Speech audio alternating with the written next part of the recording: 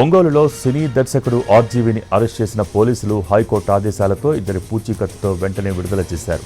నిన్న మధ్యాహ్నం 12 గంటల నుంచి రాత్రి 11 గంటల వరకు ఆర్జీవీని విచారణ జరిపారు సీఐ శ్రీకాంత్. ముఖ్యంగా అనుచిత పోస్టింగ్స్ వెనుక ఉన్న వ్యక్తులపై ఆరా తీసినట్టు తెలుస్తోంది. ఏపీ ఫైబర్ నెట్ నుంచి రామ్ గోపాల్ వర్మకి 2 కోట్ల చెల్లింపులపై విచారణ చేశారు. అయితే దర్యాప్తులో పోలీసులకు రామ్ గోపాల్ వర్మ సహకరించినట్టు తెలుస్తోంది. తెలియదు, పరిచయం లేదు, గుర్తులేదు, మర్చిపోయాను అంటూ సమాధానాలు ఇచ్చారు ఆర్జీవీ. విచారణలో భాగంగా ఆర్జీవీ ఫోన్ను పోలీసులు సీజ్ చేశారు. దాని నుంచి డేటా సేకరించేందుకు ప్రయత్నిస్తున్నట్టు తెలుస్తోంది. మరోసారి విచారణకు హాజరు కావాలని ఆర్జీవీకి సూచించారు పోలీసులు.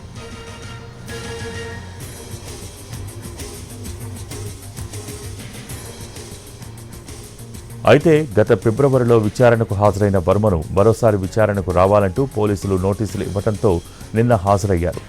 వైసీపీ హయాంలో ఏపీ ఫైబర్ నెట్ నుంచి రామ్ గోపాల్ వర్మకు 2 కోట్లను అప్పటి ప్రభుత్వం చెల్లించింది.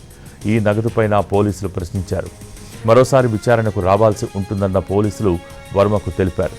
విచారణ అనంతరం ఒంగోలు నుంచి హైదరాబాద్కు వెళ్లిపోయారు.